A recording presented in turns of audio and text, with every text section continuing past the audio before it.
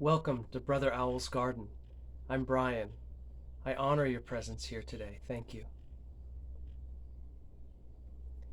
In this episode, let's talk about seeking within. Everything that you seek, everything that you're yearning for, everything that you're aching to bring to the forefront of your existence is within you. This yearning and seeking is actually that thing that you're seeking, wanting to be found again, wanting to be rediscovered and realized again in the forefront of your consciousness. Jalaluddin Rumi once said, "That which you seek is seeking you." And St. Francis said much the same thing. This is a spiritual truth that the thing that you're seeking and yearning for in life, as far as your being and your fulfillment, is within you, yearning to come to the surface and to be engaged and expressed to its fullest capacity. Now, being that we live in this physical world and we sometimes forget who we actually are, we become identified with our form, meaning our body. We get swept up in the dream. We get caught up in the illusion of others and out there and that thing which is not mine and this person who is not me, and all this, duality, this dualistic thinking, inside and outside, and etc. And when we get hypnotized by the illusions, and it happens constantly. I mean, we almost constantly have to bring ourselves back home from that illusion. What happens is, especially in formative times of our life, for example, in our teen years would be a really great example, when we're seeking what? Belonging and acceptance and approval and validation. Because that's a point in our lives where we are weakest in those particular aspects. And we recognize, even if unconsciously, a need for them, and usually unconsciously at that age. We realize their absence or their inadequacy within us, and we seek to fulfill that craving for them.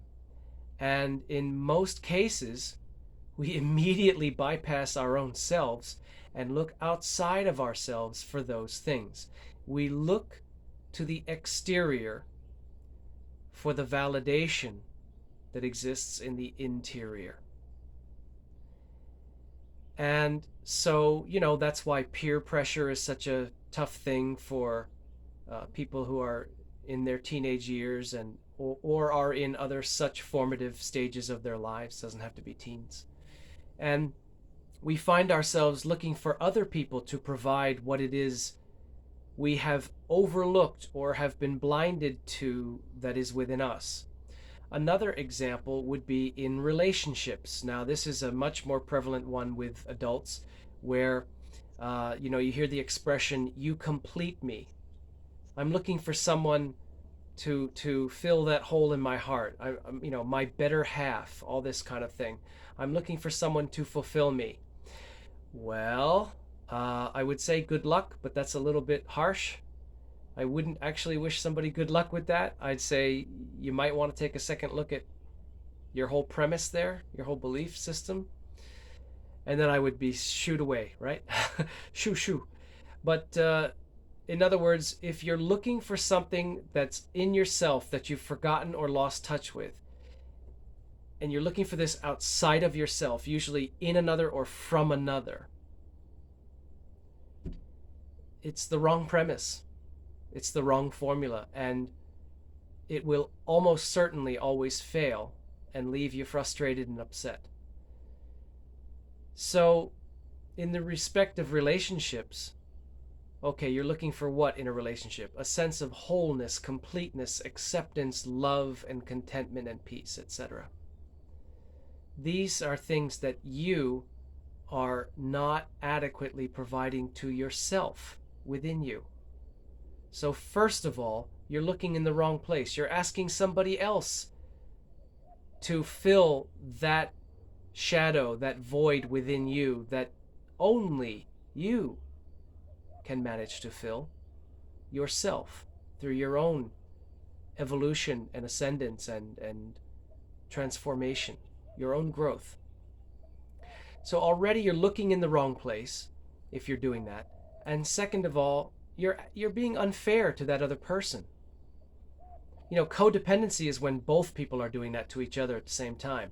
And then it sort of locks into a death spiral, like two parachutists tangled in each other's cords. Um, it's unfair to ask the person to do that for you. This is your work. And if someone else is enabling that to continue within you, or in some way delaying your own soul growth in that particular realm, they're not doing you any favors. It's just stagnating and delaying your own inevitable and necessary growth. You have to love you first. You have to accept and welcome you first.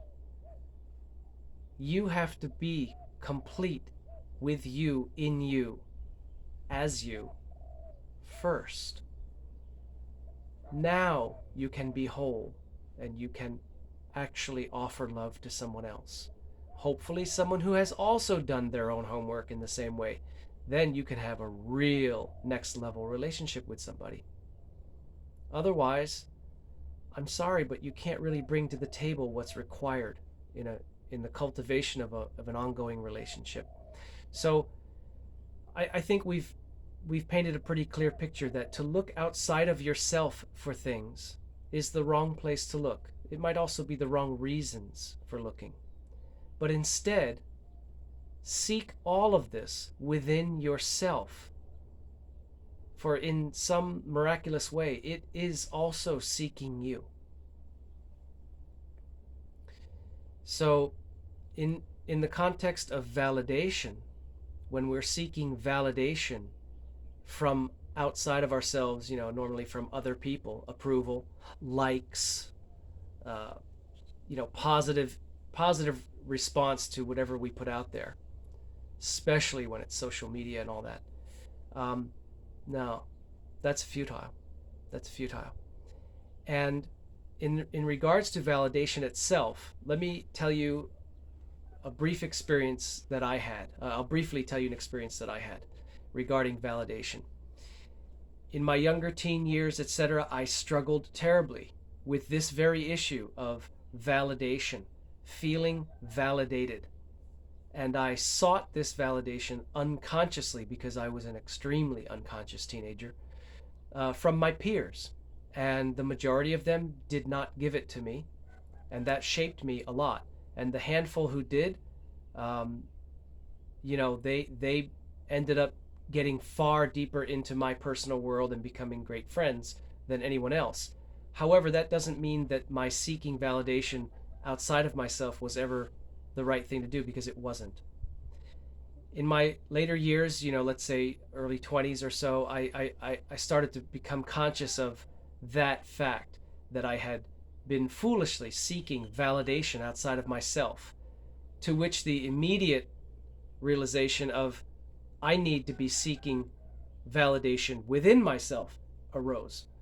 And so for a while, that was my mindset. I don't need anyone else's validation. I only need my validation. And that is within myself. And that lasted for quite a while in my life. And then another layer peeled off of that. Another layer of scales came off the eyes. And I realized that I already am valid.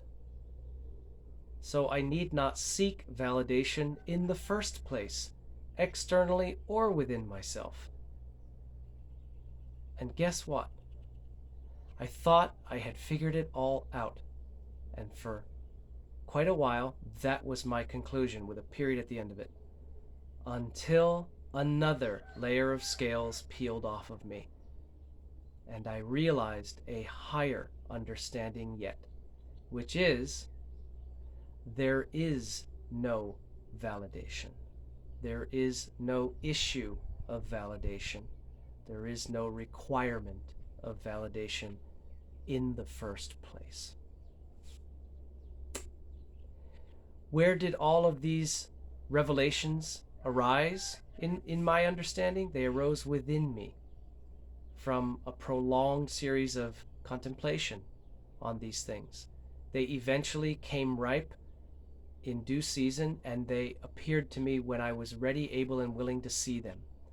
So I started off feeling that I was invalid and I needed validation. I sought it in others outside of myself.